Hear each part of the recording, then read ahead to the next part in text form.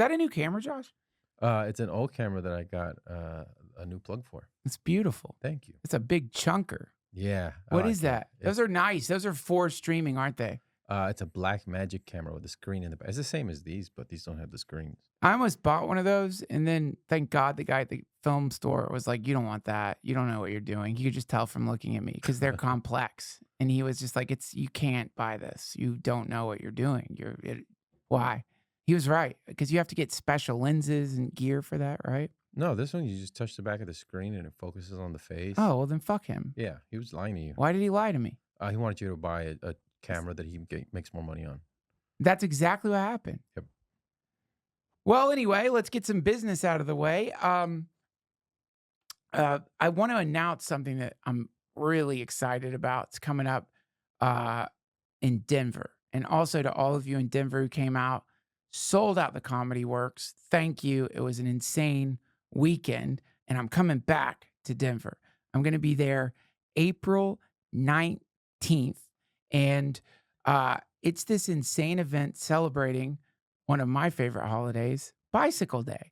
For those of you who don't know what Bicycle Day is the day that we celebrate the first intentional LSD trip taken by Albert Hoffman, who famously came up on acid, the first acid trip, riding his bicycle home, ended up having what I would imagine is maybe the worst acid trip of all time, because we all know, those of us who've taken LSD, that at some point, hour 5 or 6, you're thinking, yeah, I'll come down soon. And then you don't. You don't. In fact, the acid is going to hang on for maybe another 6 hours, depending on how much you took. And somewhere along the way, it gets a little tedious sometimes. But and if you have a friend nearby and you go to him with tears in your eyes, you're like, I don't think I'm ever going to come down. Your friend will say, you'll come down. Don't worry. It takes time. And then you come down. Hoffman didn't have that friend. There was no friend. There was no one on earth who'd ever gone through what I think was like a 700, 600 microgram acid trip. I could be wrong about that, but that's a big, fat fucking dose of acid. Fresh to the universe, LSD. One of the first batches ever created. Hadn't even been on the planet that long. And he slurped it back, rode his bike, had a terrible trip, saw demons. His wife, not knowing what the fuck was going on with him, was giving him milk, which as an antidote. So if you could make a top 3 list of things you wouldn't want to consume on LSD, I mean, I don't know if milk would make it in there. I guess blood, placenta, shit. But somewhere, okay, so top 20 list, somewhere milk should land there. I don't want to drink milk on acid. And so she's bringing him cold glasses of fucking milk. He's raving, seeing demons, doesn't know if he's ever going to come down. But thanks to that suffering, I guess you could say he died so that we may live. And now we have LSD and we all know about it and it's helping people. There's neurogenesis. It has a lot of therapeutic applications. And also it's fun if used responsibly. Kids, not for you. Your brain's still fucking developing. I wish somebody had told me that when I was in high school. But we didn't know. We just thought it would drive you crazy because that was the propaganda back then, which is if you take more than 3 hits of acid, you will go legally insane, whatever the fuck that means. And so we liked it that much that we were like, I guess we're going to go crazy this summer because we loved it. But we know much more about it now, and your brain is still developing up until your mid-20s. So use it responsibly, folks. When I was younger, I wouldn't have said that, but now I would say, come on, this is powerful medicine. I hate it when people call psychedelics medicine. I hate it. Why did I say that? Regardless, April 19th, Meow Wolf, Convergence Station. We are celebrating this beautiful, powerful fucking day. The opposite of the atom bomb went off in Albert Hoffman's brain. And we are still experiencing the ripples from that daring bicycle ride. And on April 19th, it's not going to be stand-up at Meow Wolf. I'm going to be doing, and also thank you to my friends over at BlackRock, a simulator upgrade workshop. So you'll know more about that when you come. but it's gonna be fucking awesome. They were doing it in one of the most insane theaters I've ever seen. It's 360 degrees laser projection. Like it's I don't know how to explain it other than it definitely seems to be some kind of liminal space between this realm and the astral realm. And the Meow Wolf people are fucking cool. And I want to thank Portal and Brandon for inviting me to do this. Also, I'm not going to be the only one there. Reggie Watts is going to be there. There's going to be a lot of super cool people at this event, and you're going to be helping raise money for Portal. You can find out everything you want to find out about Portal, the event, by going down there, or if you're listening to this, going to DuncanTrussell.com or just Google it. All the links, they're out there. So come to Meow Wolf. Jesus, I've been to the one in Vegas. You ever been to Meow Wolf, Josh? I don't even know what that is. Oh, it's so cool. The one in Vegas is like a satirical grocery store. Like you walk in, it seems like a grocery store. All the products are fucking bizarre. And then there's secret doors that lead to like the most insane shit you've ever seen. And I thought, I mean, that's mind blowing by itself, but This? yeah, that's it. But look up Convergence Station. Look at this. Check out Convergence Station in Denver. Omega Mart is fucking cool. I mean, these are just like, it's some bizarre art collective. Look at that. Whoa. I know, dude. This reminds me of Teenage Mutant Ninja Turtles when the bad kids go to the Shredder's place. It looked like this. Yeah, and see that the room with the lines on the floor? Mm-hmm. That is the room that I'm doing the show in. Wow. And everything. You can project anything you want anywhere. The people running Meow Wolf are fucking just hyperdimensional geniuses. Literally anything that I've been asking for this show, they're just like, yeah, no problem. And I've been asking for weird shit. But look at this place. Look at it. Look at it. Imagine celebrating Bicycle Day there. I know. I can't wait. It's so cool. So yeah, come everyone. April 19th. Let's hang out at Meow Wolf all night. It's going to be a blast. Hopefully I'll see you there. What was the other thing I'm supposed to? Oh, that's good for now. So sorry about that. I just I'm very excited about it as all. It's like, it's just so fun. And this thing that I'm going to be doing is really fun. And come completely sober. I know it's Bicycle Day. I know you're going to be at Meow Wolf and there's some kind of intimation that that's you would want to get high on Bicycle Day at Meow Wolf. But for God's sake, kids, this is a sober night. And we will be doing drug tests. We will be doing piss tests at the door. So and you will be arrested if you don't take the piss test. By that, I mean the ladies will be peeing on me. And I can tell. And that's Bicycle Day! Now, so, dude, okay, when I came in the studio today, wait, I don't know. For those of you who are just joining us, you have to go back a little bit, and I'm not going to tell the whole fucking story, but I got a creepy box of tapes. So, my dearest producer, Josh, has an update on these tapes. What do you got, Josh? Well, first of all, I want to thank you for leaving that box here. The energy here has been a little weird. Yeah, I had one at my house. Honestly, my wife said I couldn't have it at the house. Yeah, I remember that. Now I know why. Are you serious about that? Or are you joking? They stay in that room, and nobody goes in that room. So that's what they are. But I did find at the bottom of the box a hard drive. Wow! No fucking shit! And it actually says DTFH on Great, the back. that's fun. So I plugged it in. No pornography, unfortunately. Wait, you plug that shit into your computer? You're crazy. Do you not watch 2020? Oh, shit, I didn't even think about that. Dude, that's fucking crazy that you did that. I would never plug a hard drive into that. You might as well have like gone to a fucking porno theater and stuck your cock in an anonymous puckered butthole. It's probably less dangerous than what you did. That's a fucking hard drive sent by an anonymous theoretical stalker in a nasty ass box of tapes that you just said is evil, and you plug that shit into your machine? Well, I didn't think about it. I kind of just did it because you want to know what was on Well, it. thank you. I'm sorry to chastise you. I mean, I just worry about you. That's And now I'm scary. worried about my crypto on my computer and that I should change passwords. You should definitely do more than, I mean, I got an old computer you could use, I guess. I would worry. Whatever. I don't want to make you pay. I'm sure it's fine. I'm sure it's fine. Just some creepy old hard drive and an old box of tapes. I did find something though. What'd you find? I'll pull it up for you. Hold on. Wait a second. Is this, honestly, if this is anything that seems to be like it's threatening me or anything weird, like I don't want to play it. Is it? I wouldn't say, I don't, you just watch it. Okay. Yeah. See what we got. All right. Definitely don't try this at home because it's illegal, which is why I won't say that I just used a crowbar to pry open a hatch and climb down a ladder into an underground tunnel. My guess is that this is the tunnel they used to carry nuclear missiles to the silo. Can you get the audio up a little bit? They went overkill here. This tunnel is gigantic.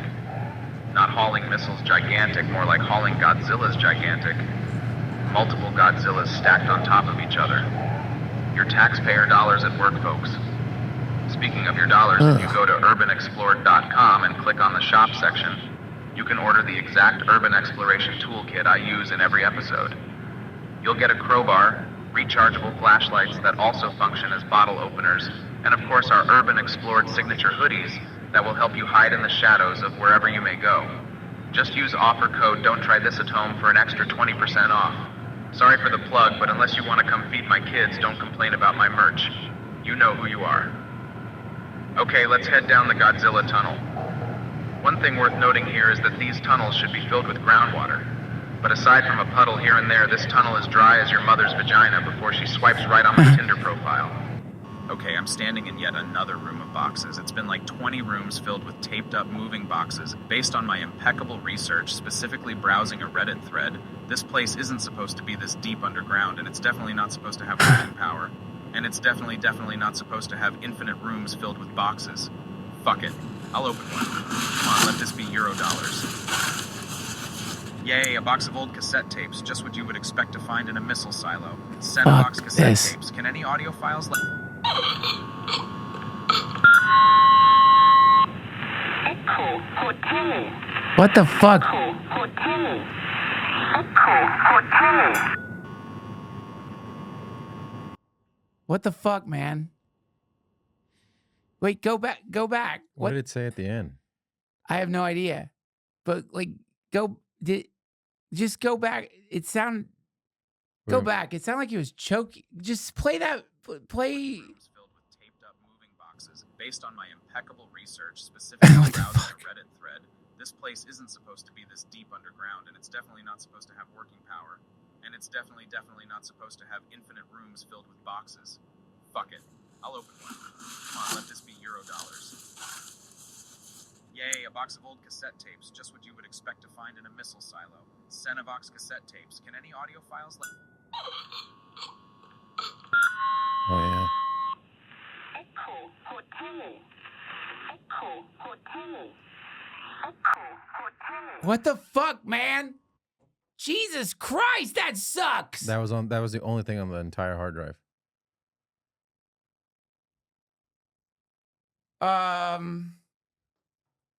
Well, it's spring, guys. Spring is in the air. Wow. That's creepy as fuck. I have seen I mean, I got into it for a second. You've seen these like go on YouTube and look up exploring abandoned missile silo. Because I've seen shit like this before.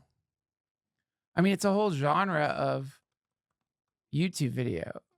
Underground missile silo. Yeah. I mean, this shit is fun to watch. But yeah, I mean, there's kids like they find where these abandoned Like this one? yeah, what's that? It's in Colorado, it says. Well, I was just a young guy back then. Jerry took us to the silo, said he hates it when people sneak in. You can see there's been a lot of people down here.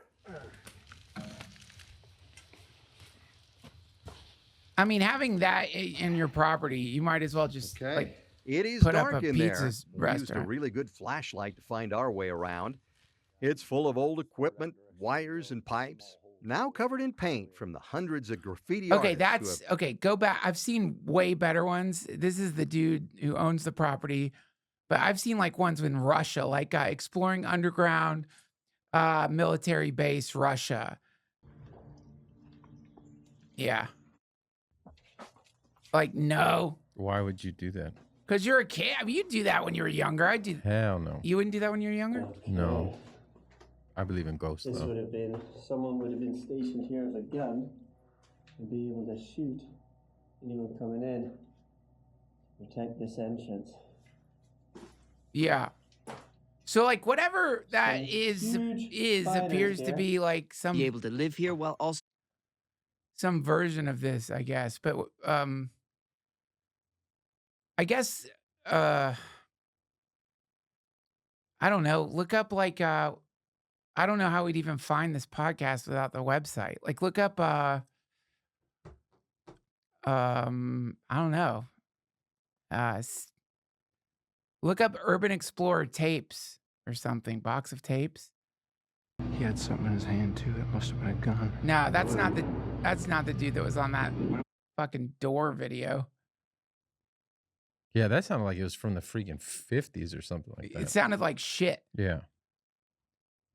Yeah, but these videos are super creepy.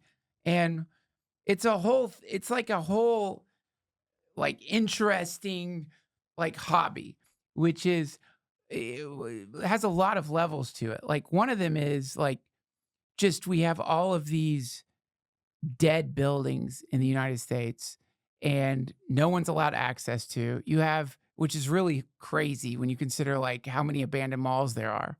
You have abandoned malls, just dead, empty malls, and then you have a growing population of people who don't have homes. But they don't put them in there. They could restructure the malls, they could make it some kind of community, but they don't. They just let it rot. And so there's a political angle accidentally to these videos where people go in and they're really kind of filming like disintegrating America or disintegrating capitalism. Like look up abandoned mall tapes. These I love. There we go. Oh, and the crow caw. Oh my God. Look at that shit. You think he added that? Yeah. I hope so. Oh yeah, listen to the music too. This is perfect. This is good work. Decay. Wow, still got the gumballs in it. Look at that. Isn't that nuts, man? Now, join That's us creepy. in the adventure inside. Jump all the and way in the see middle. what's Good, left. just jump right to the middle. Oh yeah. She started bleeding at 19 weeks. Oh my She God. couldn't continue. What the fuck? Don't laugh at that, you monster. I didn't laugh. He thinks it's funny, guys. That's who I'm working with. That's what makes you laugh. Why did that I'm come up? crying Why did right that come now. up? Okay. Did you bring a quarter? Oh, I forgot the quarters. It's funny. They're in a dead abandoned mall, but they don't want to break the gumball machine open. Place Right. to put them. They're all open. Oh, yeah. I'm sure you can just get them out if you Yeah. turn the thing. Yeah, don't break the law, guys. I'd hate it if you broke the double bubble ancient gumball fucking balls. That'd be terrible for this mall. It's like $140 worth of gumballs. It is. It's funny, the dollar value of those. Just a quick analysis. I think this was a bank. You think so? They had a bank in the mall. Yeah, it says tellers right there. That could be a lot of Oh, things, In neon. dude. So in the 90s, you could go to the mall to do your banking. God, they're acting like they're in a talking about neon ancient clad Egypt Bank. in the 90s. Or In the 90s, they video had game designer would have a field day. and gumball there was just so machines. much Inspiration. An for interesting choice of things to film. textures. Don't you know that this is a movie set? All our videos are fake. Oh yeah. Oh, there's fish in here. There's little tadpoles. Oh and my stuff like God, that. it's got life. I don't know if those are tadpoles. That's a actually. bad Those are incarnation. worms. Tadpole in a dead mall. And those aren't Something a lot tadpoles, that's creepier, right? cum. That's living jizz. That's their jizz.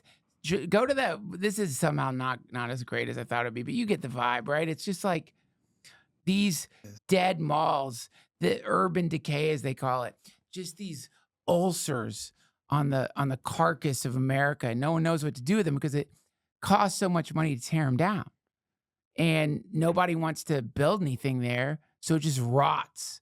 And it represents a dead dream.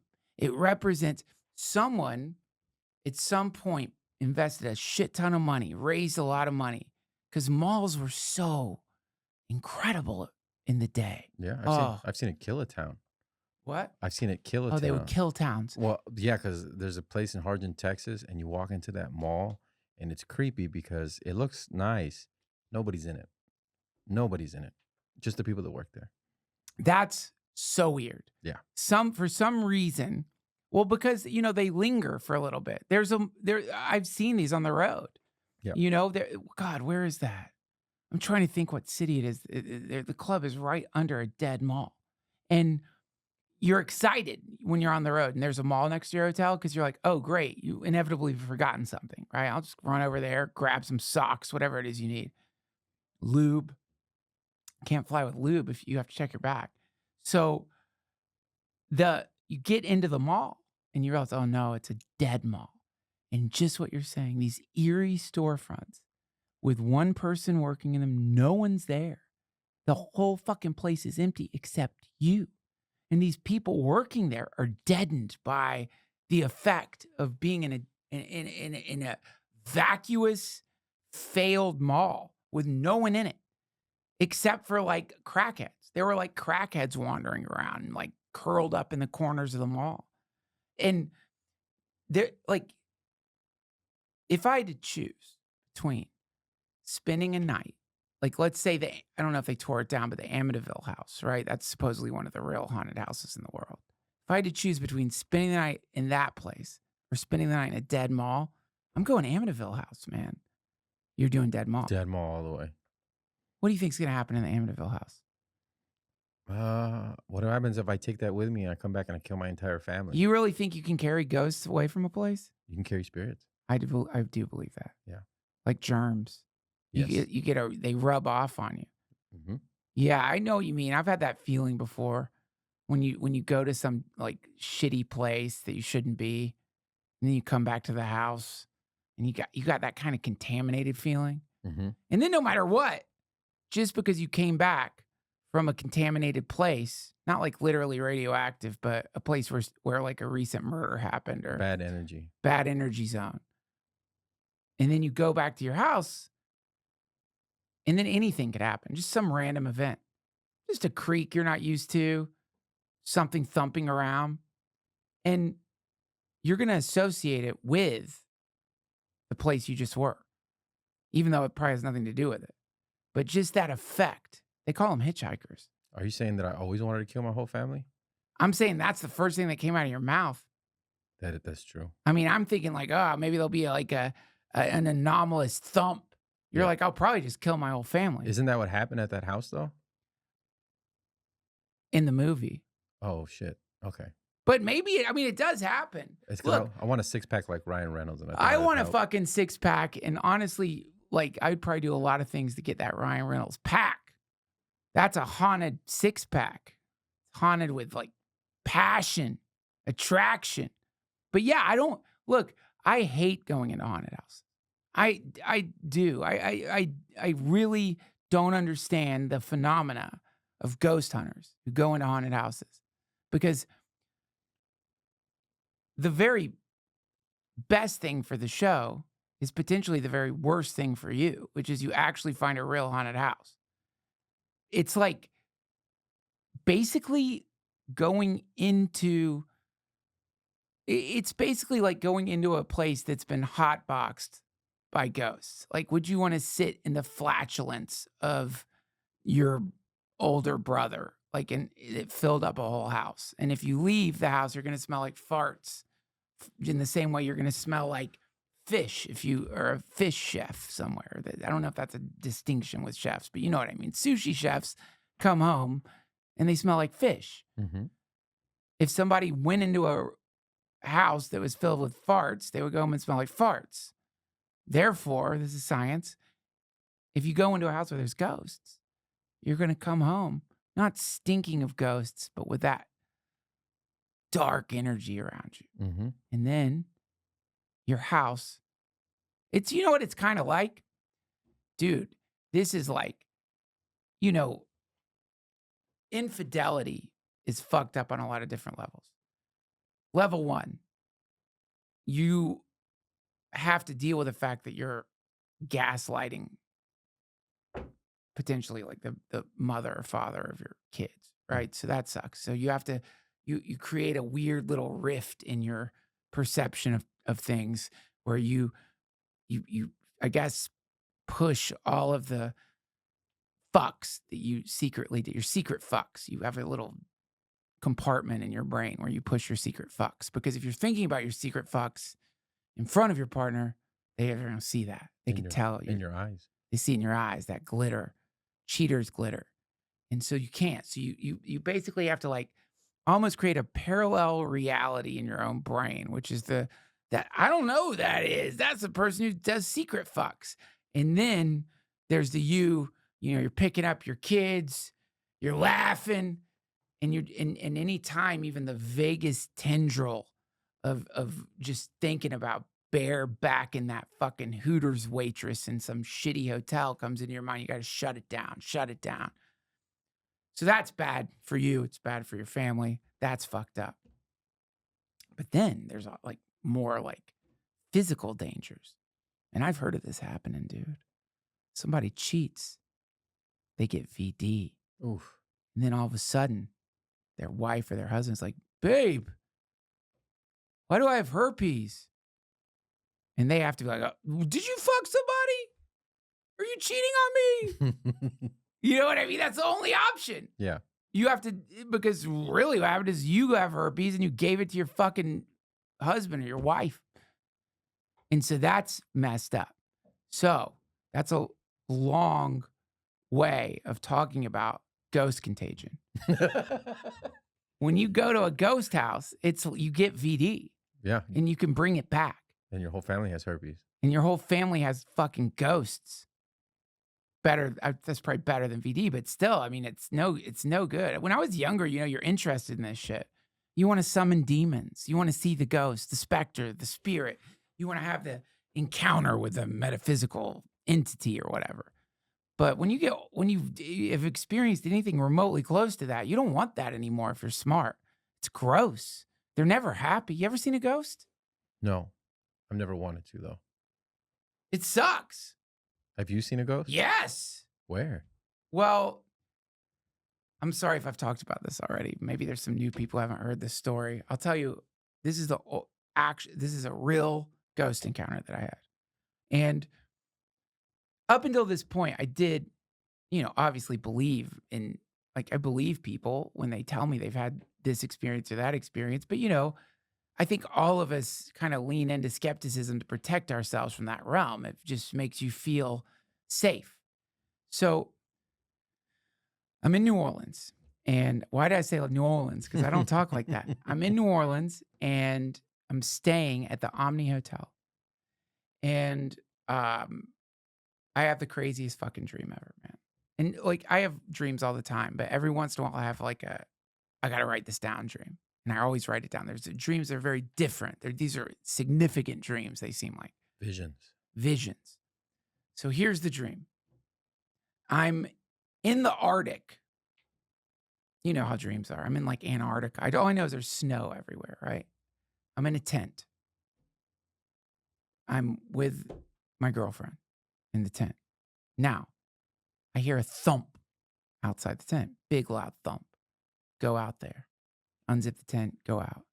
Laying in the snow, there's a body bag. Like a body bag fell out of the sky. Because it's a dream, of course. I go and unzip the body bag. Now, in the body bag, I'm sorry, Pete. It obviously wasn't Pete Holmes. But in the body bag, it looks like Pete Holmes, right? And that's a big body bag. He's a tall dude. Yeah. So there's this fucking cadaver in there with a note shoved in its pocket. It stands up. Somehow I'm not terrified. I'm reading the note in its pocket. This motherfucking cadaver has written a love letter to my girlfriend. I get so mad that I grab the cadaver who's alive, looks like Pete Holmes, and like escort him out of the Antarctica, shove him out of the dream, essentially, right?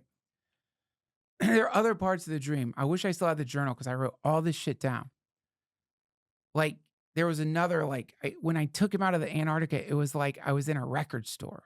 Weird candles, weirdly lit record store, right? Okay, so there's the dream, right? Whatever. Fucking weird dream. Just a strange dream.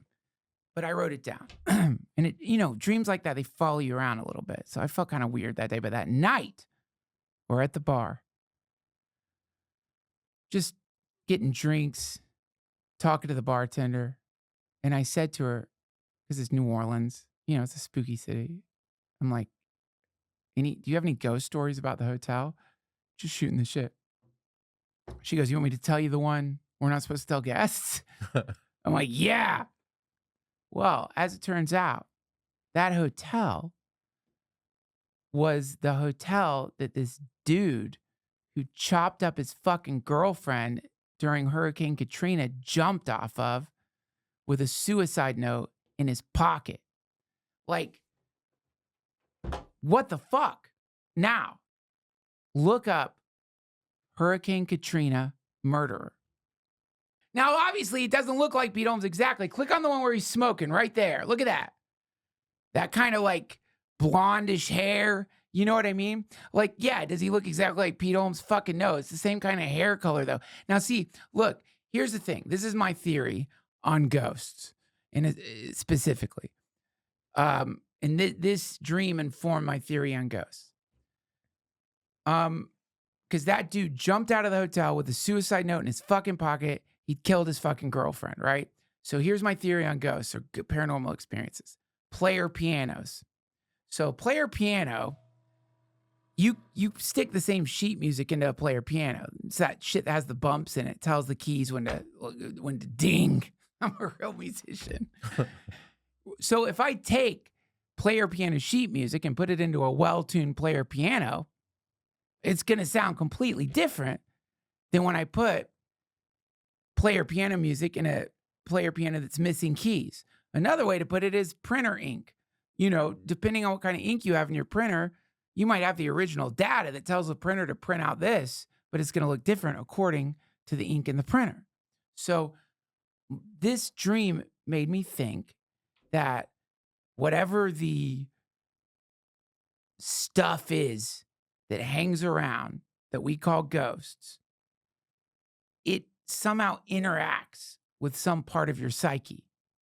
But if you don't have the right color ink in there, it can't do the exact replica of whatever it is. It's just going to do your brain's just going to serve up the closest thing it's got, right? So dude jumps off building with a suicide note in his pocket.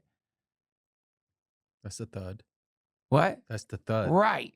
So my brain, not having an exact picture of this guy, just sums up, Pete Holmes kind of has the same hair color as this dude and uses Pete Holmes in the fucking cadaver bag, right?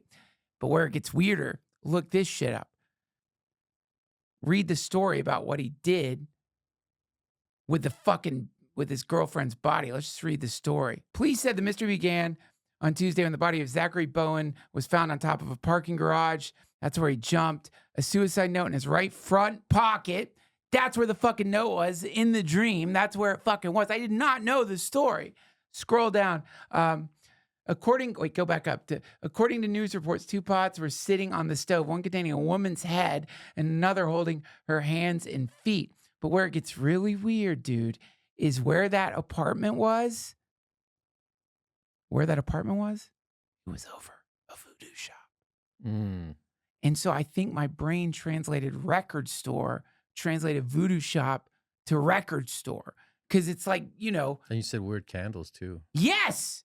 So it's like my brain just used whatever, like it just rifled through my blurry memories and threw together some amalgam of whatever that energy imprint was, and it manifested as a dream. That's what I think at least some forms of ghost encounters are. It's like the best scene in any movie, The Shining. That's if you watch The Shining. I've seen parts of it. Okay, pull up YouTube, pull up The Shining burnt toast. The point is, he describes ghosts as like, when you burn toast, the smell of it sticks around. Mm-hmm. So, yeah, man, that's my theory is that like, if you are even remotely, vaguely open, that vibe that you're feeling, that's like the ridges of a record. That's the bumps in the player. That's the vaguest sort of data set. And the clairvoyance and people who can like, figure out murders and shit, they're just really good at reading what that is. They know how to like take that data in and like from it do some kind of sketch in their own head. Sometimes even knowing the names of people who are murdered in places and stuff like that. But I think something gets left behind. And that's what we call ghosts. Like, are there sentient beings? To me, it's more like AI clones. Like because like anytime I've heard other people talk about this too. Any like that cadaver being, it had this confused quality to it, right? It was like half asleep, like it was drugged on Ambien or something like that. And just sort of out of it, just confused, dumb, confused. And other times I've like picked up on ghosts. That's what they seem like. Dumb, confused, drugged, sedated, stuck. Yeah, stuck. And so it's like whatever that is, it's some residual ripple of their soul. I think they've probably moved on, but they've left behind some personality structure that hasn't diffused into time or something. And there's enough there that it still has some kind of like, I don't know, like personality in the way people with dementia still have a little bit of themselves there, but they're mostly gone bye-bye. It's that. That's what a ghost is. Dumb, confused, and just sort of like out of it. That's a ghost. Whereas like when they talk about demons, I think those things are like clear as a fucking bell. I think that whatever they are is a completely different thing. They're more like a hyperdimensional extrusion of some kind of dark personality that's poking its dick into time. I feel like kids see ghosts more. Dude, they definitely do. And adults see demons more. Interesting. I mean, it doesn't bother me that people are going to make fun of me for this, but I am convinced that there are countless entities and forms of life around us at any given moment. They're just all there. You just can't see them. And some of them can't see you, and some of them can. I'll tell you though, one of the coolest explanations I got for some haunted houses was coast to coast. And, I was just tuning in random time. And so the explanation is this. In some houses, in some parts of the world, time space itself is distorted. So what's happening, it's like that movie Interstellar. Time space is distorted. So what's happening is the past is leaking into the present, and the present is leaking into the past. And so what you think is a ghost is actually you're seeing the past in that very same house. Like whatever was happening in your kitchen, it's happening still because time, everything happens at once. And so in some places, somehow that is more apparent than others. And that is a really cool explanation of haunted houses. My brother scared the crap out of me because my grandmother died in our house. And well, she lived there and then we moved in with my grandfather. And she had died maybe 6 months before this. And we're going to bed and the door closed, right? And my little brother, who's like 6, gets up and goes, "Good night, Grandma." And then put his head down, and I started screaming. And my dad's like, "No, that's not what it was. The AC probably pulled the door in, and your brother just said that." And I'm freaking the hell out. Bro. Yeah. You were scared of ghosts. Yeah, terrified. Even though I love my grandma, I miss my grandmother. You don't love her that much. You don't like ghosts, Grandma. Move on, Grandma. That's all I'm Get saying. out of the house. You're dead.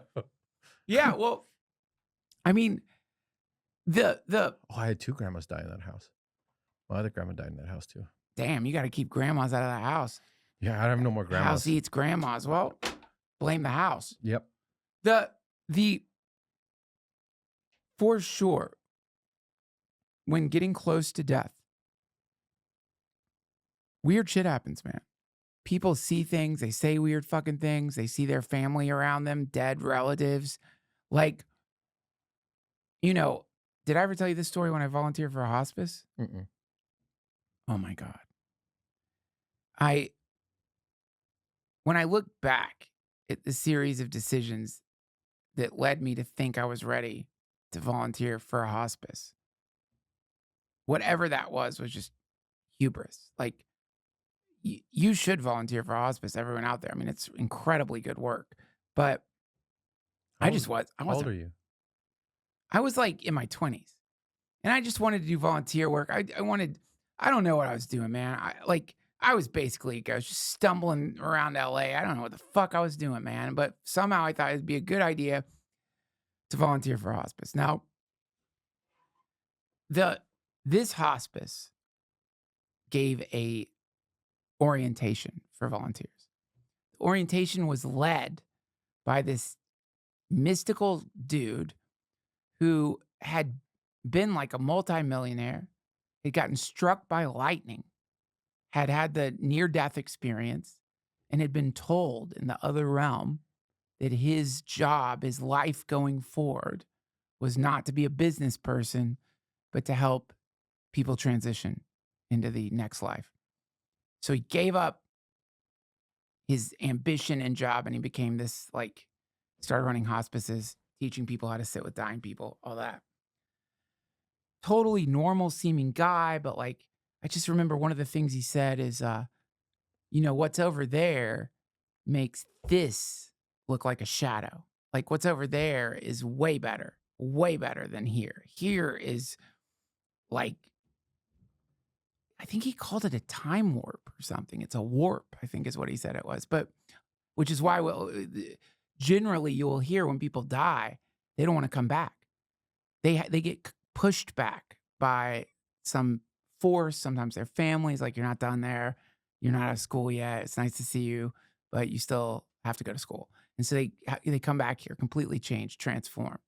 So, and that was all fascinating and interesting. And by the end of the workshop, I felt, okay, yeah, I'm totally ready to do this work. And so I had my first volunteer call. There's someone who needs help. It's at this apartment. Drive over there, open the door. Lady's in the living room. She's crying. She's saying, who's going to take care of the rabbits? Who's going to take care of the rabbits? And, when you walk into a house that's filled with, I just can't even, it's a wall of grief, a wall of just, I can't even explain the energy level. It was overwhelming. And right away, I'm like, oh, this is way above my pay grade here.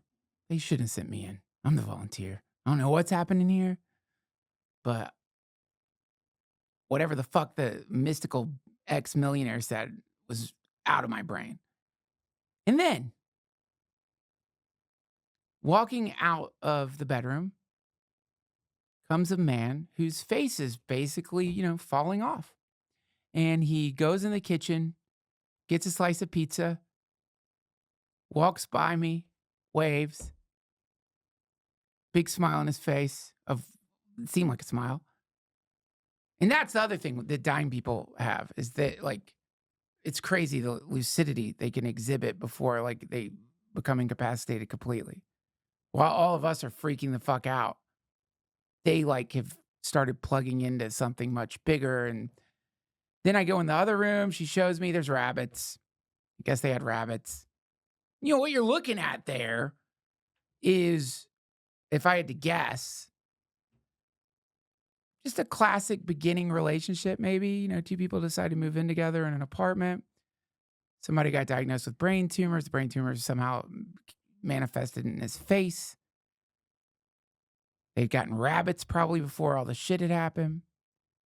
And, you know, what you're seeing is like this very unexpected change in circumstance, because these were young people.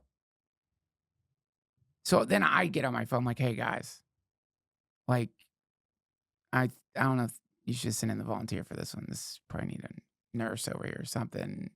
Because she was saying he's been kind of out of it and he keeps turning the burners on the stove. So right away, this woman comes from the hospice, calls the ambulance to pick him up. He's ready to go to the hospice. He shouldn't be staying in his apartment anymore. And I remember he's in the ambulance and I'm dazed. I've just been sledgehammered by reality. I have never seen anything like that before in my fucking 20s. I'd never seen that reality. And I remember this guy, I will never forget him sitting in that ambulance right before they shut the doors, looks me right in the eyes. And another somehow radiant smile on his face. I've never seen anything like that before. And a really friendly wave to me. And also a kind of sparkle in his eye. Like, I just blew this fucking kid's mind. Like, welcome to reality, man. This is what reality is. They shut the doors, the ambulance, drive him away. Now, they sent me back to the hospice where he was at to see if they needed anything. A few days later, maybe a week, I don't remember. And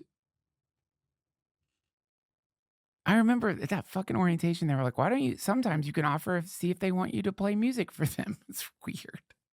And I had that in my head. This is how dumb I am. I'm like, maybe they want me to play the Grateful Dead for them. Oh my God. So I go into their room and there's that woman holding hands with him. He's in bed now. He's like asleep. He's sleeping. Giving him morphine, I guess. And I think I did say it. You guys, you want to listen to Grateful Dead? She's like, no. Oh, no, he was awake. He was awake. They both are like, what? They seem like an incredible couple. Like, they would have been fun to hang out with. And the reaction was exactly the funniest reaction you could have. Like, what? No. Like, what, are you trying to make it worse? And he looked at me, he goes, and maybe I'm misremembering this, and she told me this. I'm pretty sure he said this. Yeah, he did. He said, my brother visited me yesterday and said, we're going on a trip.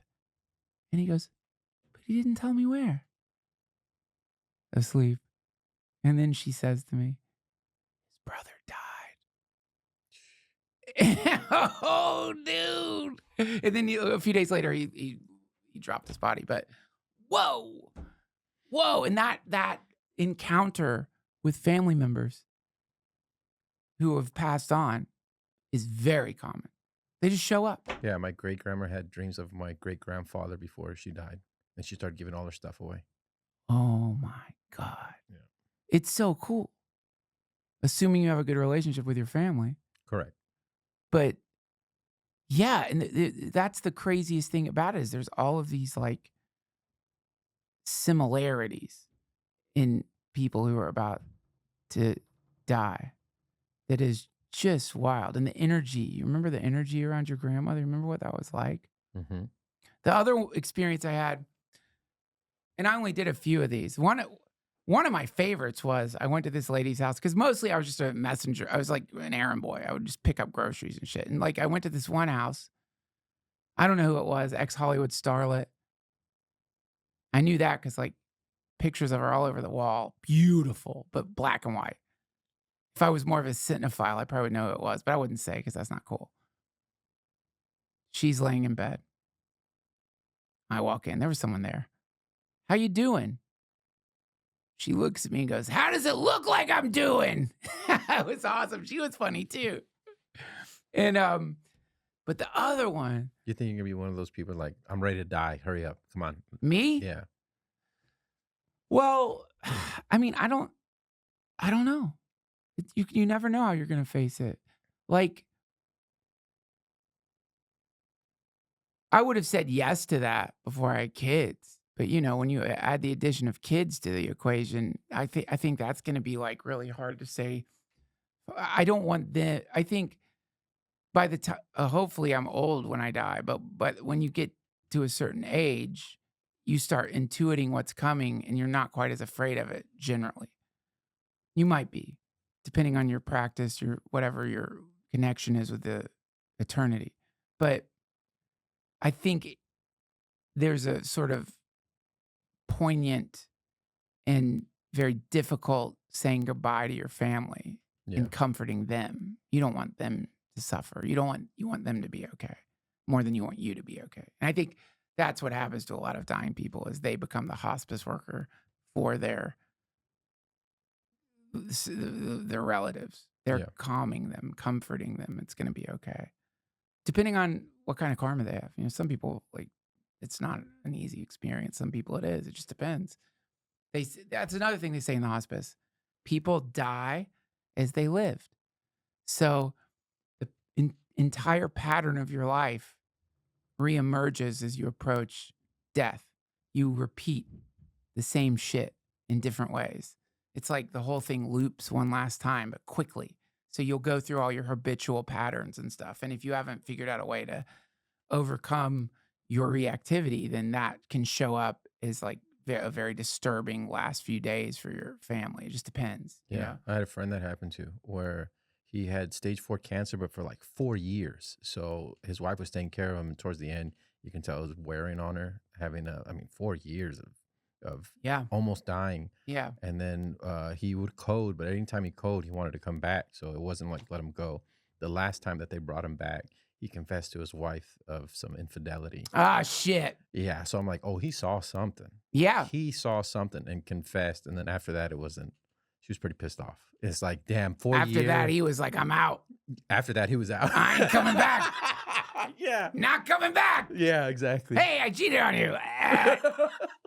He had to get it off his chest. Well, yeah, that is exactly right. Like you don't want to, that, and that's why these deep, dark secrets are not good. You got to get them. You got to find a way to there was actually, in San Francisco, if you look at the history of Burning Man, there was this group of urban explorers, and I think they were called the San Francisco Suicide Club. And so the San Francisco Suicide Club, their members would tie up all the loose ends as though they were going to die the next day. That was the thing. As though they were going to die, act like you're going to die, pretend you're going to die, and take care of all the bullshit. Call the people you need to call, set things right, get your fucking, will done, get it all taken care of right now, prepare for death. That was the beginning part. And then new members would be taken on this blindfolded tour of some abandoned place. You're blindfolded. Someone's leading you in the dark, holding your hand. It feels like you're walking maybe on a beam. And the person would say to you, if you move one step to the right, you're going to fall to your death. So don't panic. But if you don't follow me exactly, you're going to die. At the end of it, they take the blindfold off. There's a huge fucking party. You're now a member of the San Francisco Suicide Club. So that transformed into something called the Cacophony Society, which is this culture jamming art collective that would, once a year, they would burn this effigy on the beach in San Francisco. And people would gather to watch the burning of this thing. And then it got too big. And so San Francisco's like, you can't do this anymore. You got to get permits and shit. And so they took it out to the desert, and that became Burning Man. So this practice of looking death in the eye and fucking dealing with it now is like very healthy, very healthy. And if you don't do that when it sneaks up on you, and sometimes it does, then you will die in this kind of chaotic, befuddled way. But if you are like strong enough to just know, yeah, of course you're gonna die. What do you think you're not gonna die? And then you take care of it. Then that's the most compassionate thing you can do for your family too. Is that the same thing as what Skull and Bones does, where they do the fake death? And I heard Freemasons do that too once you get to a certain degree. Yeah. Well, I think the Masons, that's the initiation, isn't it? I have no idea. I don't either. I do think that's the initiation. I think the initiation, pull up Masonic coffin. I think you have to like take your wedding ring off even. So you're like you're basically reborn. And so you've been resurrected from the dead. Your beginning of your first day as a Freemason is your first day of life. You're starting over. Right. They pull you from the coffin, you're starting over, and then, you go through the various degrees and you learn all this stuff, which I have no idea what it is, but it must be cool. And And according to Matt Damon, they also can pee on you. Well, it was in a movie. He's being initiated and he's CIA. that's the Skull and Bones. Yeah, they pee on him. I thought the Skull and Bones, they jerk off on you Oh, they could do that. onto a too. glass coffin. Go look up Skull and Bones glass coffin Nut. jerk cum. I'm gonna get off of images. You should unplug that hard drive Yeah. while you're doing this shit. Skull and Bones glass coffin cum.com. Yeah, there you go. Reddit. Red Dead Online. Oh, there it is. Look. The initiation of, it's a video. Oh, it's Red Dead Redemption. Oh, Scroll down. Did Red Dead Redemption fucking just look up.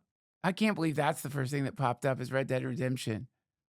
Look, I don't know. The point is, you apparently I didn't know you jerked off in the coffin. I thought they jerked off onto the coffin.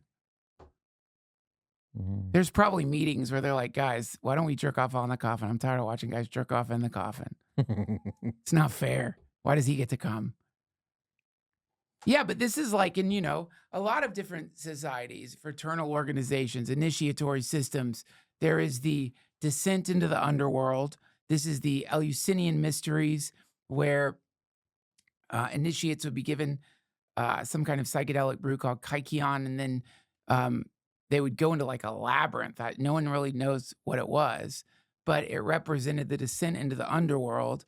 And then in that darkness, you were like reborn. And then you would, be taken out of the underworld, a completely new person. And the near-death experience mimics this pattern, which is you actually do die. You encounter the abyss, the next phase of your evolution as a soul in the universe. But for whatever reason, you got to come back. And that's why whenever anyone comes back from those things, they're always better. They're changed. They're more compassionate. They're more focused on like things that matter. They're less like fixed on the material world. They've seen the transient nature of life itself, and it like resurrects you. unless you're George Bush. Did he have an NDE? He was in Skull and Bones, right?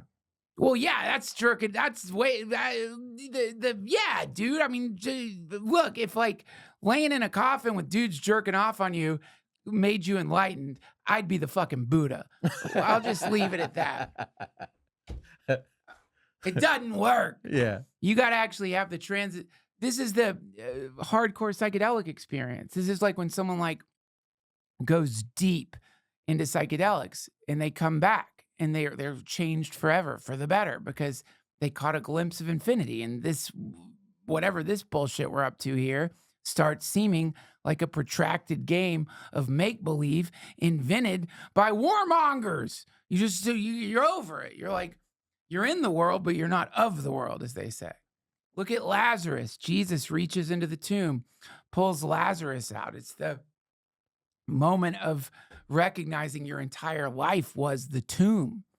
The hand of Jesus is the hand of infinity reaching into your life and bringing you the baptism of John the Baptist. You're born again. But you can't be born again unless you die. Otherwise, you weren't born. So there's a death in there that they don't talk about. The plunging into the water represents the what do they say? Is it expatiate? Your sins are washed away, but it's not just that. You're dipped into infinity. and then reassembled. And in that reassembly, all the impure shit gets washed away. You're born again. This is a possibility in any human life. Sounds like Resurrection, the other one where they think they die from taking the psychedelics. What is that? Where Jesus came back. You know what I mean? Like he resurrected Yeah, exactly. And Jesus went to hell, apparently. for 3 days. 3 days, went down to hell, was born again, came out of the tomb after having like wrestled with the darkness. Yeah, he became Spawn and started fighting everybody. Dude, I mean, something Mel Gibson's got a movie coming out about that. Do you know that? He's got a movie. Look up Mel Gibson's new movie. When It's does it come Passion of the Christ 2. I think it's literally Passion of the Christ Part 2. Can you pause it for a second? I don't want to be blasphemous, but if I had holes in my fucking hand Yeah. and I was going to visit a lady, I would put bandages on. I think it's rude to have this daylight shining through the holes in your hand. Just whistling.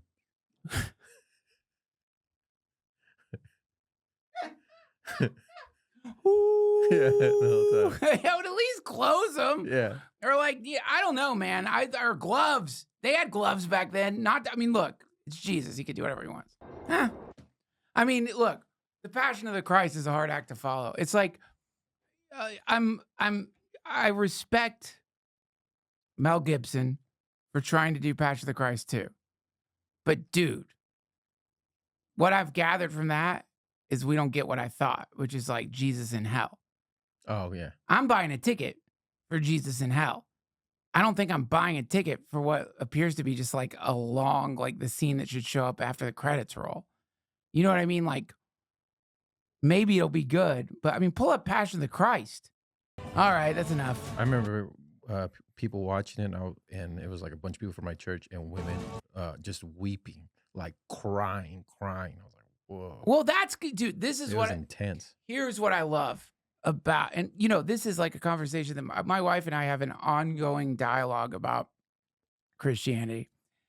And I love it because Christianity is fucking completely different than most people think it is. And most people don't even like get into the driveway of Christianity, and I don't blame them because they see mega church pastors, vaguely sexual megalomaniacs asking for money to buy Porsches. And you know what I mean? Or they see Private jets and shit. Like that creepy dude. Pull up that creepy televangelist.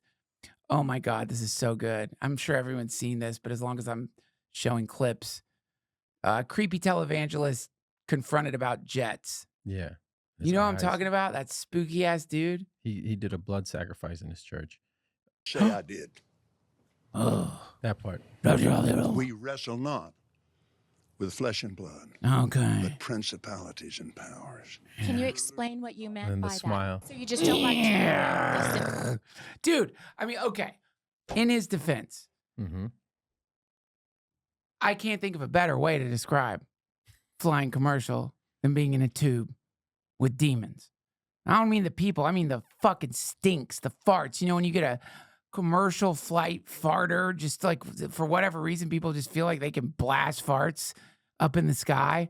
And so suddenly just someone's doing like, dude, I've been on planes where like, I won't name names, but I was flying with someone once. And I don't, honestly, I respect her for this. She just yelled, "Stop it!" because someone kept blowing like horrible farts. Like it was terrible. So like, yes, tube of demons, but I mean, more to the point, like, you know, just like that guy looks like he just climbed out of like a cow carcass and washed off. He looks like he sleeps in dead things. He looks like he could climb a tree way too fast. He looks like he could sprout wings like that. And of course, from the cosmology of Christianity and an analysis of if we're going to bifurcate God into good and evil, if somehow there is some personified form of evil in the universe, it's not going, the adversary is way more clever than that it would go around like, you know, Richard Dawkinsing everybody. It would infiltrate the system itself. And by being in the system and parading about as the very worst possible example of the thing, of essentially a satire of the thing, it corrupts the thing because people see that and then they associate that psycho with Christianity. And they're not interested. Why would you be? Right. That keeps people out of the driveway. Did you see when he cut his hand and he like put blood Pull into it up. Pull it up. You'll need to see that one. That was fun. Kenneth Copeland. Kenneth Copeland. And then I would do the same. I don't think they really cut their hands. They're I don't using think so. fucking cranberry juice. Fucking pussies. There's no blood. You pussies! Jesus said, take this cup. Okay, This whatever. is You don't need my to watch more of this dumbass. Are you fucking kidding me? Get some grow some fucking balls, Copeland. Cut your fucking hand. You really gonna use cranberry juice up there? Whoa. Look at that. That looks like something that would fly into your window if you were vacationing in a castle. The way he talks, too. Is mixed Ah, with ah, my ah. blood. Ah, Can you good. see it? Good. What, do I scare you? What? I don't seem like I'm filled with God's light. Yeah, so that's like, I get it. But then when you like encounter actual Christianity, you weirdly see how absolutely bizarre it is that of all the world religions, that's the one that gets the most pushback. That's the one that gets judged. That's the one that's like, you fucking Christian? What? Then you see the thing itself, and what you're witnessing is insane, at least in Catholicism. And it goes back to the haunted house thing. They don't, when like most of us who aren't Christians are thinking about Christianity, we see a group of people that seem like obsessed with a maybe historic figure from a long time ago. And that's what we think. We're like, all right, this guy walked thousands of years ago on the earth. When you see real Christianity, every fucking year, they're going through this cycle. And they're like, the devout Christian is experiencing the crucifixion. Like right now it's Lent. Jesus goes out in the desert to like pray and he gets tempted. And so you see the people with the ash on their head and like you see the people who are doing Lent who are abstaining from this or that. And we see that on the outside as some kind of weird ritual. They're there. The idea is they love Jesus so much, they're there, like trying to support and comfort the being all the way through the crucifixion. So when you see someone taking communion, it reminds me, dude, I remember I was in Varanasi, India. It's basically Israel for the Hare Krishnas. In a Hare Krishna temple, watching the devotees look at the deities, they have deities, and realizing like, oh, like whatever I'm seeing, that's not what they're seeing. They're interacting with these deities. To them, the deities are real. Like they're real gods. Like they're in front of God right now. They see God. And you could see it in their face. That's Christianity. So when Jesus is being crucified, they're feeling it. They're mourning. They're freaking out. They're grieving. They're weeping. Like they're in that moment. That moment, from that cosmological perspective, was so powerful that it transcended time-space, meaning right now, it's happening in this moment, and that's what they're connecting to. That's why when you see it as it is, it's way different than probably what you thought it was. Yeah. It's hardcore. I mean, it's fucking hardcore if you really go for it. Yeah, in communion and Catholicism, when they're doing communion, you're actually supposed to be there in the Last Supper. You're there. Yes. That's the way the priest describes it. And you're not a bystander. Like you're in it. Yeah. You're feeling it. They have found a way to plug in to this event and they are experiencing it every year. And it's so hardcore. Like pull up Philip K. Dick talking about Jesus. Okay. Just cut to this. Guys, I'm sorry. We just spent the last 2 days looking for this. I can't find the YouTube video I watched years ago when I was super high. So we finally found something on Reddit. Thank God. As for the theory, we're living in 50 AD. Philip K. Dick discusses. I first heard about this when I watched the movie Waking Life. If you haven't seen that movie, watch it. It's so good. The idea that we discussed is we're all living in 50 AD, where Jesus Christ has just died on the cross, saving us, allowing us to have eternal lives if we choose to follow him. But Satan is trying to get us to forget this with an illusion of time. In effect, time is just being asked if you choose to follow him or not. And our life is just saying no, no, no, until you say yes. So what we're experiencing right now, according to Philip K. Dick, is the Matrix, a time loop. And essentially, like, Jesus is being crucified in front of us right now. It's so overwhelmingly powerful that we are hallucinating reality as it is. And this hallucination, I guess, is like the last fucking attempt by Satan to like get you to deny, the divine manifestation of the Godhead in reality. And so you think you're just having a normal, mundane human life, but you're no different from Jesus in the desert being tempted by Satan, Buddha being tempted by Mara. You're no different. You, in fact, are the enlightened one, just on the precipice of your realization. And this thing you call human existence is actually a test. It's a fucking test. And you're failing because you keep reincarnating. I found it. Ah, yes. Hell yeah. Thank you, Josh. Novelist Philip K. Dick suggested that time on Earth has stopped in the year 50 AD, and he gives concrete reasons for his theory in his breath. Keep playing it. Fuck it. Just play. Essay, How to Build a Universe That Doesn't Fall Apart 2 days later, in I Hope I Shall Arrive Soon. In short, he believes that our world today is not taking place in the 21st century, and we are deceived and live in a counterfeit reality lodged in a space-time pocket in 50 AD. He writes, "My theory is this: time is not real. Despite all the change we see, a specific permanent landscape underlies the world of change, and this invisible underlying landscape is that of the Bible. It, specifically, is the period immediately following the death and resurrection of Christ. It is, in other words, the time period of the Book of Acts. There is internal evidence that another reality, an unchanging one, exactly as Parmenides and Plato suspected, underlies the visible phenomenal world of change, and we can cut through to it. Thousands of years pass, but the world of the Bible is concealed beneath it, still there and still real. To Dick, the Bible is a literally real but veiled landscape, never changing but usually hidden from our sight." Dick cites numerous coincidences in his life that plunged him back to the time period of the Book of Acts. His novels contain surprising fragments of the Bible that he had never read at the time of his own writing. When a young Christian woman wearing a shining goldfish necklace appears at his doorway with medicine for his pain, it all becomes clear to him. The synchronicities are too much.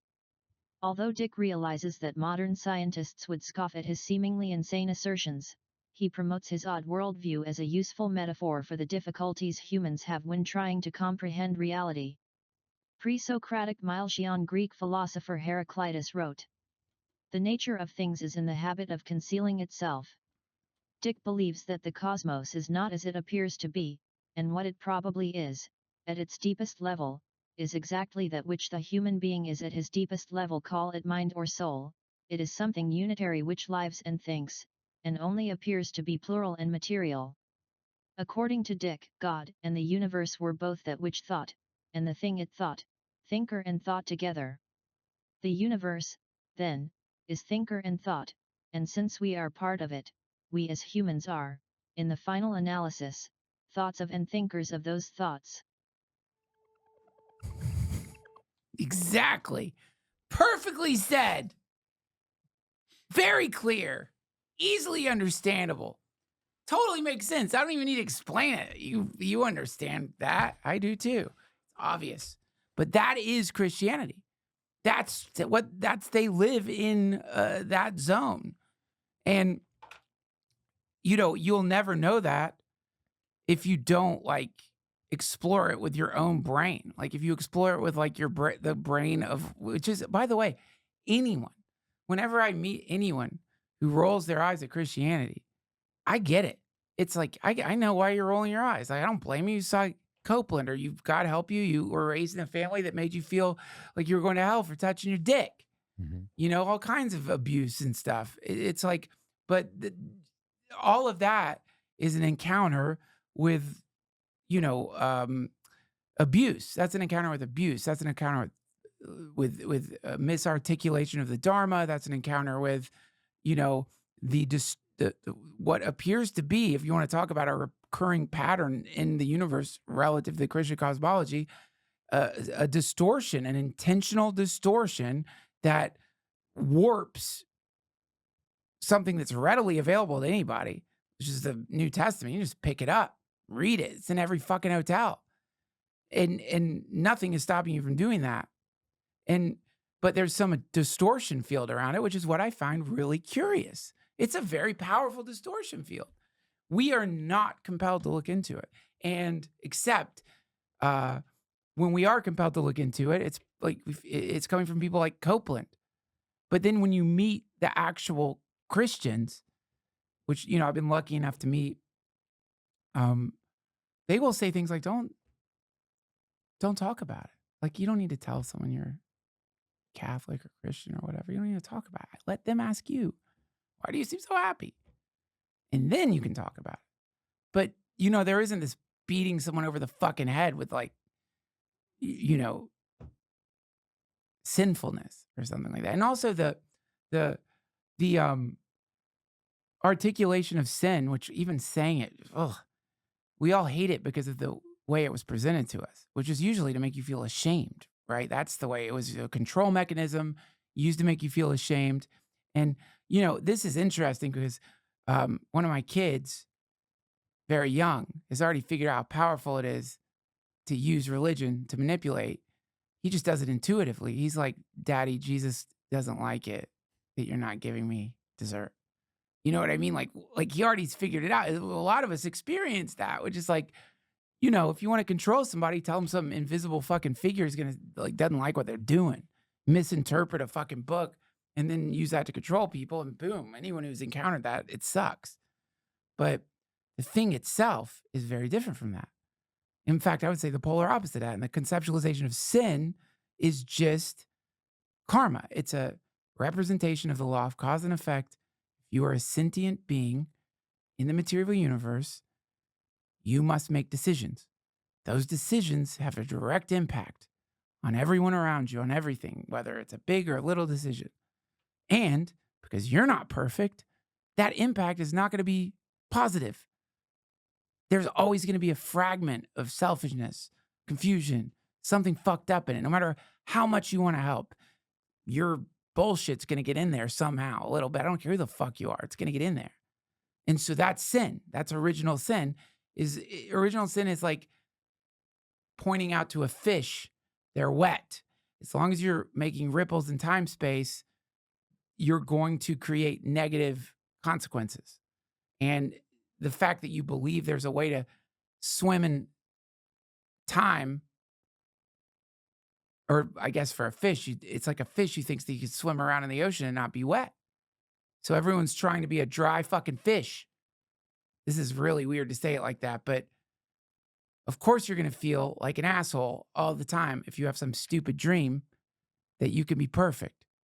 And then you start beating yourself up. And that's why in the Christian cosmology, Satan is called the accuser. Because it's that part of you that accuses yourself of being a piece of shit every day, when really you're just dealing with the nature of being a sentient, limited, impermanent being contending with cause and effect. That's sin. You can't do it right. There's no way. No matter what you want to do, there's no way out. You're going to fuck shit up. So just give up trying to be perfect. And then that's where you enter into the, okay, then what am I supposed to do? Surrender, baby. You got to reach out. You can't do it on your own. No one likes that. That's the other thing people don't like. I want to do it on my own, pull myself up by my fucking bootstraps. And so people don't like that. And I get it. Because we live in a post-industrial revolution world, grind culture, you do it all yourself. And if you do ask for help, you're a pussy. And you're fucking, needy, codependent. It's not that kind of asking for help. It's more like if you're, God help you. Maybe some of them listen to my podcast. If you're one of those people who's locked in, you're laying in the hospital bed. I believe that the incredible Metallica song was written about this situation. You have some kind of spinal injury. You're trapped in your fucking hospital bed. You can't move a muscle. People don't even know if you're in there. You're thinking about pulling the fucking plug. Maybe it's better if they do. But it's that kind of asking for help. It's the twitch of the finger when you're in a hospital bed indicating that there's something more there than just a vegetable. That's what it is. It's like you just need help. Like you need a doctor. You need someone to do something. That's what it is. That's the divine intercession based on the grim reality of having sentience in time space. Because a rock has no sin. No one's ever looked at a rock. A boulder rolls down a fucking hill, smashes a fucking baby to jelly. Nobody's like, that's an evil fucking boulder. The boulder was just like over a period of 1 billion years, finally some sand underneath the boulder, displaced, allowed the boulder to go plummeting down into a fucking playground and smush a sweet little tot to jam, baby. Squished it down. Sinless boulder. Now, the boulder somehow could think and look down and was like, dude, I think I can smash that baby. That's an evil fucking boulder. Humans, we think. We can act. And so, yeah, there's consequence. That's Christianity. That's sin. It's karma. It's cause and effect. But you can't say sin. It upsets people. So you got to say cause and effect. Do you think we live in 50 AD? Absolutely, we do. 100%. Well, honestly, after that podcast with Mitch Horowitz, I've been thinking a lot. I will wrap it up on this. I've already rambled too long, but you can cut that 2 days that we look for the Philip K. Dick bullshit. That'll cut it back some. That'll make it a 6-minute podcast. So Horowitz, you guys should watch the Mitch Horowitz episode if you haven't watched it.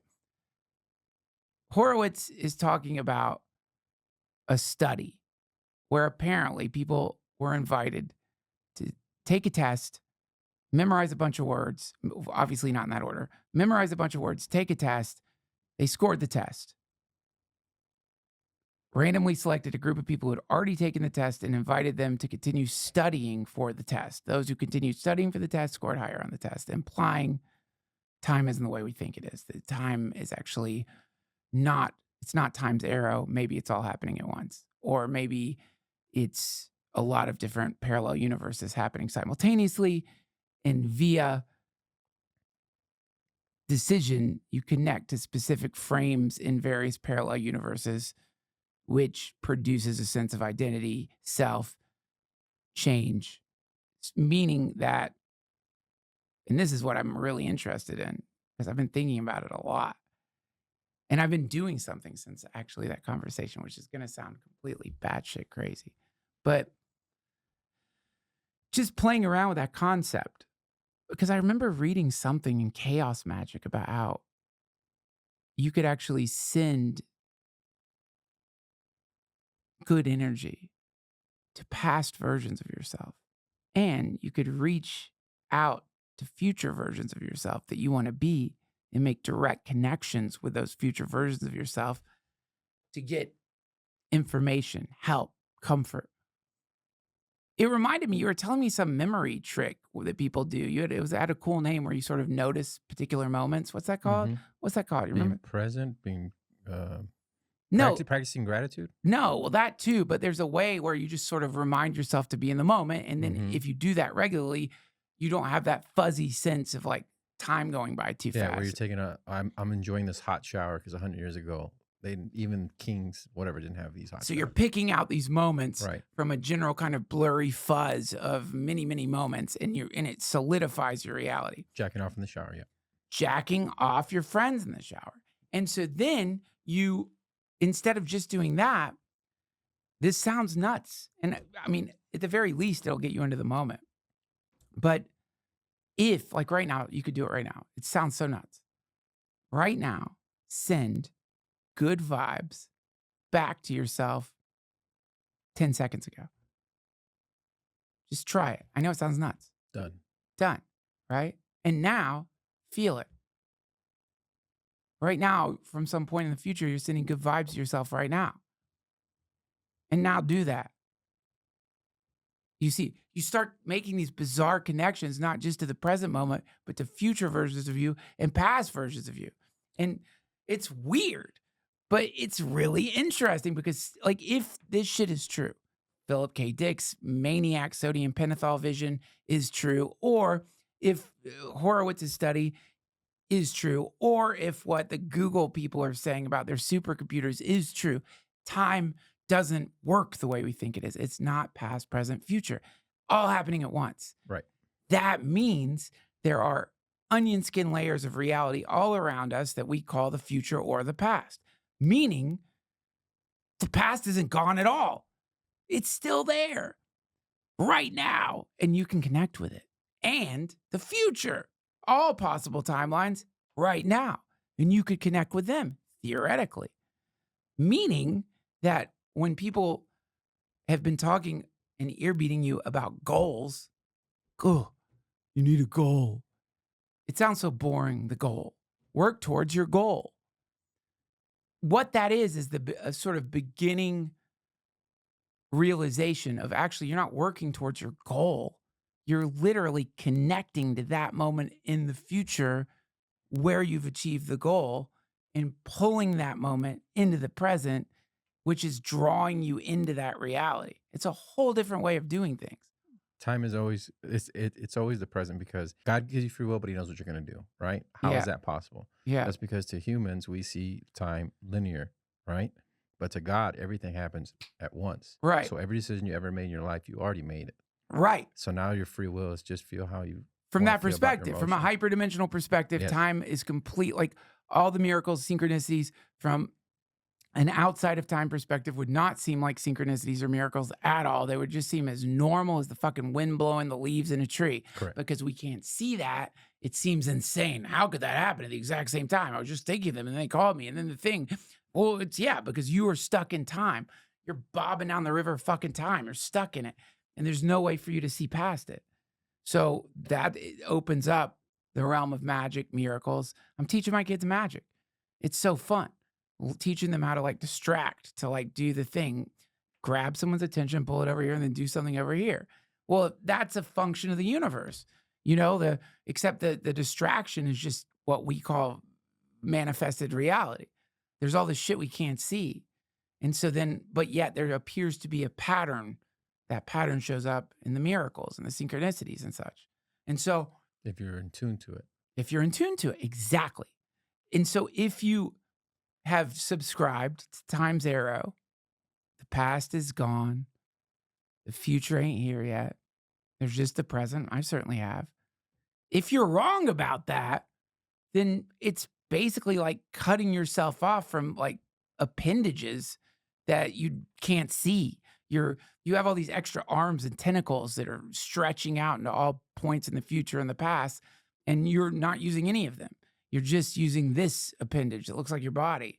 You're not using any of the other stuff. You're in survival mode. You're in survival mode. And so like playing around, with all these bizarre, like new ways of conceptualizing time is so fun, even if it's not real. I mean, who knows? It is a simulation because I told this, my parents hated this. They're super Catholic. And I go, well, what happens when you die? They go, you go to heaven or you go to hell. I go, okay, that's probably base reality then, right? They're like, what? I was like, what is this then? If that is the end, that means there's no more time after that. That's base reality. Right. That means this has to be a simulation. Right. This is just some kind of dream happening within that Correct. realm. Mm-hmm. Yeah, that's good. Base reality. Sure. I mean, yeah. Yeah. If that's outside of time, right? Yeah. And then so then sort of you start thinking about like, well, we know there's history, there was a past, something did happen. But it's crazy to imagine history is happening right now. Like all the stuff, World War II, World War I, Hiroshima, future apocalypses, all of it happening simultaneously. And you, in the same way right now, your eyes are can only see certain like lights, spectrums of light. You have been dialed in to this slice of time space. It's all you can see or experience it, but all the other ones are happening at the same time. So the question is, can you connect with alternate timelines, temporal timelines?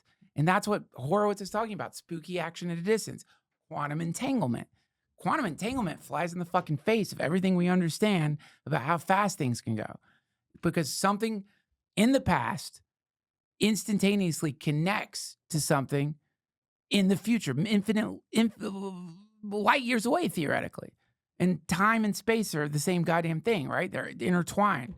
So that means that if you're not quantum entangled with your body, then what are you quantum entangled with? I know how to get quantum entangled with your body very easily. The way How? you do it is DTFH YouTube memberships. Right away. Yes! Entangle with me, baby! Subscribe and I'll shut up! Entangle with me.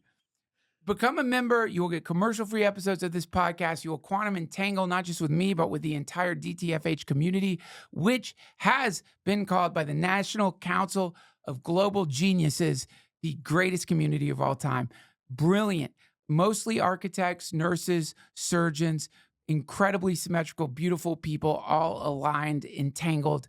We jerk off on each other in coffins. We do it online, offline at our mini retreats and seminars. But most importantly, you won't get plagued by fucking commercials. Please subscribe. I'd love it if you would. And I got to get the fuck out of here. I'm quantum entangled with my kids. I got to get back there, do some bedtime stories. I love you guys. Stay in 45 AD. Don't get crucified. God bless you. Goodbye.